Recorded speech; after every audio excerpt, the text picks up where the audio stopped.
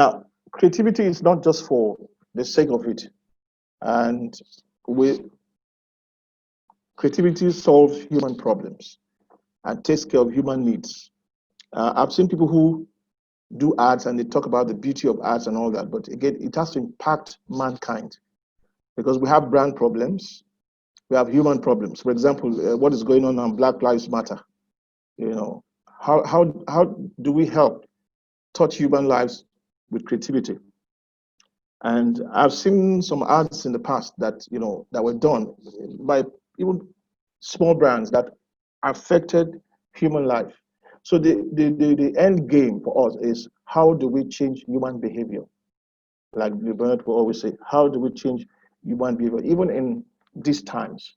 Because a lot of people are troubled, there's uncertainty, this thing just blew us in the face. How do people respond? How would brand respond? How are we going to respond to these things? There are four key things that I've noticed that we've been faced with in terms of this so-called new normal. One is the fact that we're not playing together anymore, so we connect virtually. We buy things virtually now. So it has forced us to live another change consumer lifestyle. Actually, it has changed consumer lifestyle. You cannot do the things you used to do before, but you can do them another way. So how do we respond to these challenges that is facing us? And that is very key for creative people. How do we respond? How do we make people do the things we want them to do, using this situation we find ourselves? So for me, one of the things I considered, which of course I put down here, is this. Number one, consumers' behavior will change either permanently or will have to be gradual as we move on to 2021. And so it is proper. It becomes a very, very inevitable for brands to follow the consumer. If you follow the consumer, your brand will be relevant as you move on. Okay. Some of the things I noticed that, according to Accenture, is that consumer attitudes, behaviors, and purchasing habits will change, and probably remain to post-pandemic. And also buying and embracing digital commerce will become very key. And then consumers will use digital platforms to connect, play, learn to do stuff. And also we'll also see, like Bada said, an increase in the virtual workforce. He talked about people working from home, the key people working from home. And then he said the productivity has not ebbed. So things will change. So how do we play? How do we as brands play? What do we do? How can we impact? One of the first things that people will do is to cut budget. We can't get, there's a lot of money, we have to spend this to do that, to get people, we have to re-strategize. But how do we become creative in reaching out to these people using these so-called new platforms or new way of communicating with people? And so some of the biggest spenders like Procter & Gamble, Unilever, Apple, Microsoft, some of them have cut their budget, slashed it. But the truth is, some of them are also coming up with new ways, new thinking, how to spend less and make the same impact. And I'm going to share with us one or two brands in Nigeria that have done one or two things to work in this era and still make some good impact on their bottom line. Now, one of the things I also noticed during this period, consumers will remember. They will continue to patronize brands that were there for them during this period. They will. Brands who were close to them, who came to them, who made life easier for them during this period. They will be happy to continue with these people. That's where they begin to build cult followership. So this period, brands should begin to tap into the emotional currency of consumers during this period. I think so. So for me, how do we play? How do we use creativity to change perspectives, to remove fear, to make people continue to buy more.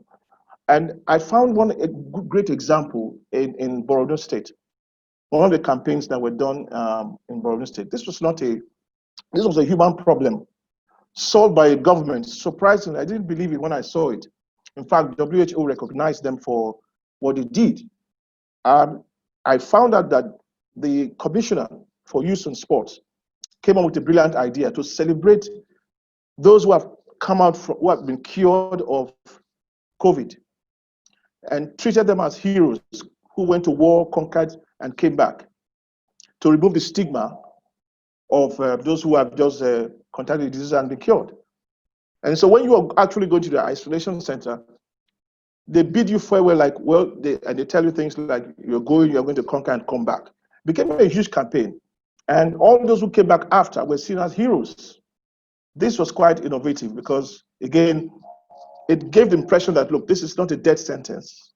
There is still life. And then you're a hero for going through that trouble and coming out of it. It was something that was recognized by the WHO, and they said this is what other governments should copy. It was a great campaign. I think it started in May 2020, and it's still running as we speak. So if in Borno State, you find that isolation centers are happy centers, if you like, because of this campaign. That was one human problem solved with creativity, with creative thinking.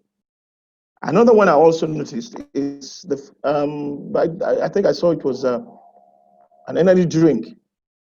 I think when they launched just I think last month, June. But what they did was to give consumers free tickets. And then while you buy the brand, they give you a free ticket. So you hop into the bus with the brand, refresh yourself, and then also get a free ticket to commute. I think that was quite innovative because in the end, the consumers will feel, okay, this brand loves us. This is what we call brand love. They will feel that these guys are thinking about us, not just their brand. They're thinking about alleviating, helping us. They're part of us. Consumers hardly forget such things. I thought that was very creative as well. I think so. That was very creative as well.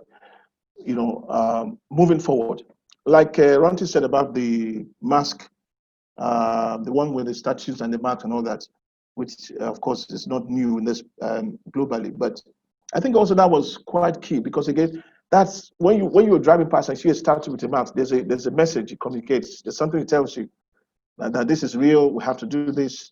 A mask statues are also wearing them and things like that. So these are some of the things that came up that I saw during this period. I thought, okay, this is a different way of addressing human challenges with creativity. And brands have not done much, like Ronti said. Brands have not done much to my dismay, because I think this is an opportunity they should have tapped into. A lot of people are scared. A lot of people don't know what's happening. What are we going to do? There's so much stories out there. So how can brands come in? Brands that have refreshed people in the past, like Coke, like Boltina, some of these brands. How can they reach to these people? What can they do that will give them a human face as a brand, and not just for the sake of sales? I think that's some of the things those two I want to mention because again, I said, like I said before, Ron just mentioned some of the things I wanted to mention.